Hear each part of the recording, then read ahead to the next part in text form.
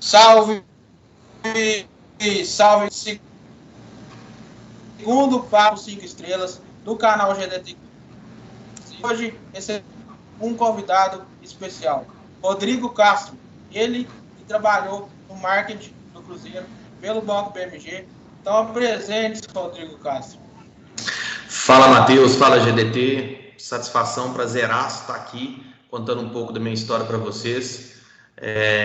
Eu sou natural de Santo Antônio do Monte, interior de Minas, fica aí 180 km da capital de BH, e sou publicitário, né? Trabalho com comunicação há bastante tempo, e ser cruzeirense no interior de Minas é uma satisfação, apesar de ser um desafio no início, ali no final da década de 80, início da década de 90, né? Porque a gente não tinha internet, a gente tinha algumas limitações de conteúdo, mas a paixão pelo Cruzeiro falou mais alto desde o primeiro momento, e a gente buscava, igual louco, saber, né, mais sobre o time, e eu tive a satisfação de presenciar muitas glórias.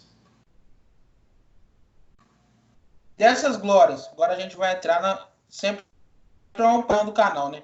Apresentando um convidado, top 3 partidas históricas e top 3 jogadores históricos. Quais que foram suas top 3 partidas históricas com o Cruzeiro?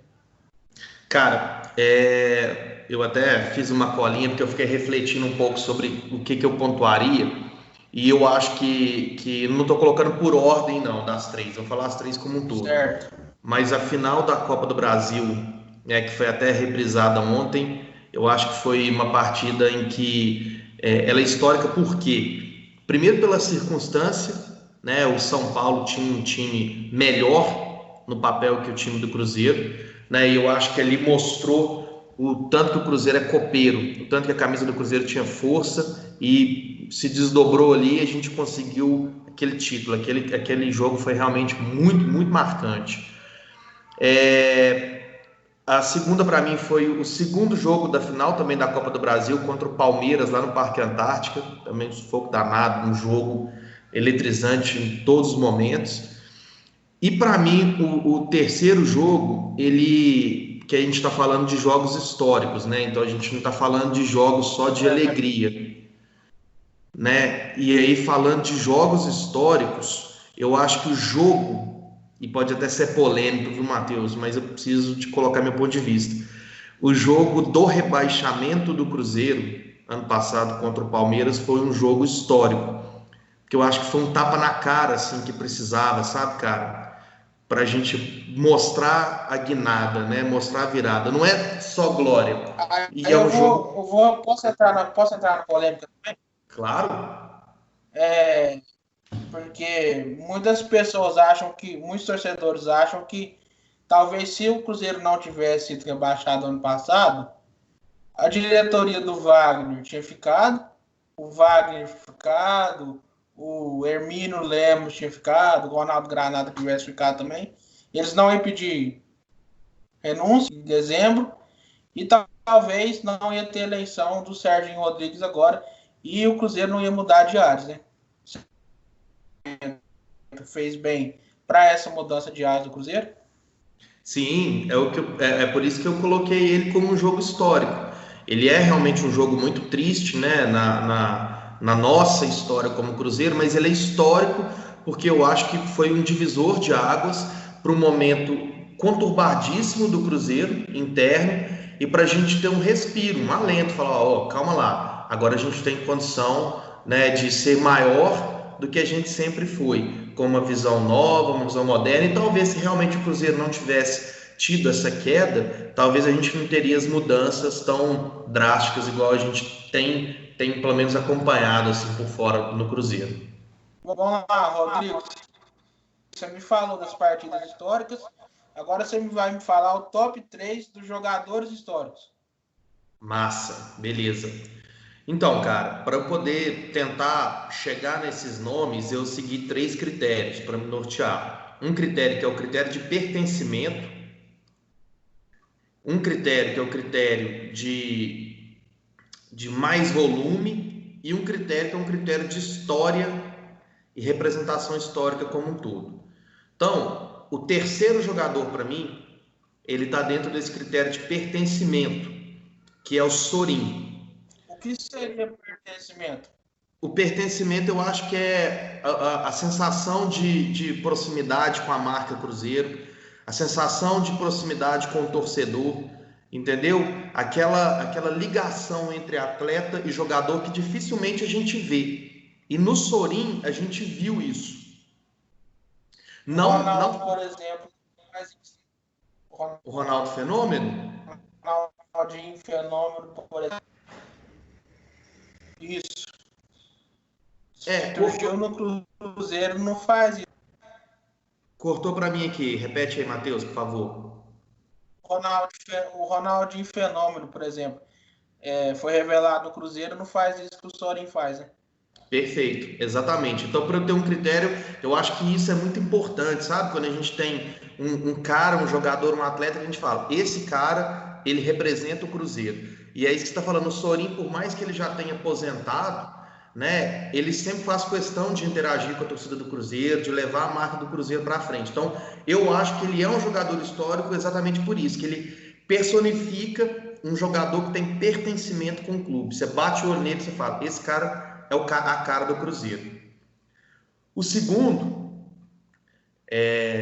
eu acho que eu levei em consideração essa questão de volume, né? E não podia deixar de fora, então, o Fábio, que eu acho que foi um jogador que vestiu pra caramba a camisa do Cruzeiro, que também tem uma personificação e uma ligação com a marca Cruzeiro muito grande, mas para mim, ele é o cara que fala assim, ó, história aí, meus filhos, seus filhos, enfim, todos vão falar quem foi o jogador que mais vestiu a camisa do Cruzeiro, né? Um jogador vitorioso. Então a gente vai lembrar do nome do Fábio por muitos e muitos anos aí, como um jogador histórico no time. E o terceiro, na verdade, o primeiro agora, que seria um cara que representa a história do Cruzeiro como um todo, e quando você fala em qualquer eixo aí de jogadores históricos do Cruzeiro, a gente sempre vai lembrar o nome dele, que é o Dirceu Lopes, né? Foi onde tudo começou, né? Exatamente. Lá em 66. E aí se você for, por exemplo, pro mais velho até um torcedor mais jovem, ele vai saber o nome do Dirceu Lopes. Então, para mim, ele é o nome da história do Cruzeiro, sem desmerecer todos os outros que fizeram um trabalho aí brilhante, deram glórias para nós. Mas essa trinca eu fiz levando em consideração isso. Um jogador que tivesse um pertencimento muito grande com o Clube Sorin, um que tivesse uma ligação de volume de partidas que mais vestiu, que é o Fábio, e um que representa a marca o Cruzeiro como um todo. Em qualquer lugar que você for, você vai falar de Dirceu Lopes, eles vão saber, vão falar do Príncipe, enfim, vão ter histórias e histórias sobre ele. Então, conta a sua história pra gente, Rodrigo. Como você entrou no marketing esportivo, começando seu trabalho no BMG, que o BMG entrou no Cruzeiro em 2010. Você contou para mim que estava até querendo mudar um pouco da logomarca, né? Você reconhece essa camisa aqui? Pois é. Tava lá. Do 6x1, mas o 6x1 foi de branco, né? Foi de branco. Camisa histórica. Vamos lá. Cara, então, eu, né, como eu falei, eu sou de Santo Antônio do Monte, e aí com 19 anos eu fui para BH para trabalhar no Banco BMG, um garoto, e fui trabalhar na área de auxiliar de almoxerifado, né? Eu fui trabalhando, enfim, o pessoal foi curtindo meu trabalho, e eu fui, né, me graduei em publicidade, fui trabalhar no marketing. E aí, por coincidência, cara, o marketing esportivo caiu no meu colo, né? Não sei se vocês puxarem na memória aí, o Banco BMG, naquela época do patrocínio do Cruzeiro, ele patrocinou Deus e o mundo, né? Ele patrocinava o Cruzeiro, o Atlético, o América, o Flamengo, São Paulo, Palmeiras, o Vasco e, putz, mais uma porrada de time aí no futebol e esporte especializado, vôlei, calçada, inclusive, automobilismo, tênis, e eu tive a oportunidade, a sorte de fazer parte desse momento. E o engraçado que eu brincava muito é que assim, que o BMG reconhecidamente, né, um puta banco, uma escola para mim, muito do que eu tenho hoje eu devo a eles, e eu brinco muito porque eu era o único cruzeirense lá, né? Porque é o banco do Ricardo Guimarães, enfim, né, todo mundo atleticano, e eu era o cruzeirense lá dentro. E era sempre assim, você imagina, um cara do interior chega para trabalhar em BH e de repente começa a trabalhar diretamente com Então, no futebol. 6x1 você deve ter. Cara, eu tinha que me conter, mas na Não, não tinha final, que ter nada, não, hein? Não tinha é, que mas, conter nada, não. mas na final do Mineiro, Cruzeiro e Atlético, eu não vou lembrar o ano, viu? Mas se não me engano, foi um gol do Gilberto, cara. Enfim, não lembro já. 2011. 2011. Dois- Na 2011. Arena do Jacaré. Na Arena do Jacaré. E aí eu já estava no marketing esportivo e estava sentado lá com o pessoal do banco. Faltando poucos minutos para o jogo, eu desci o vestiário e falei: Ó, eu sou patrocinador e vou entrar. Entrei, tentei dar uma carteirada e colou. Aí, cara, aí eu fiz volta olímpica com o time. Aí, se você puxar na foto do pódio, tá eu abraçado com o Henrique no pódio, aí o torcedor fala mais alto, entendeu? Eu não me segurei, e aí, assim, foi incrível, foram ótimos anos. Tive a oportunidade também de participar em conquistas do SADA.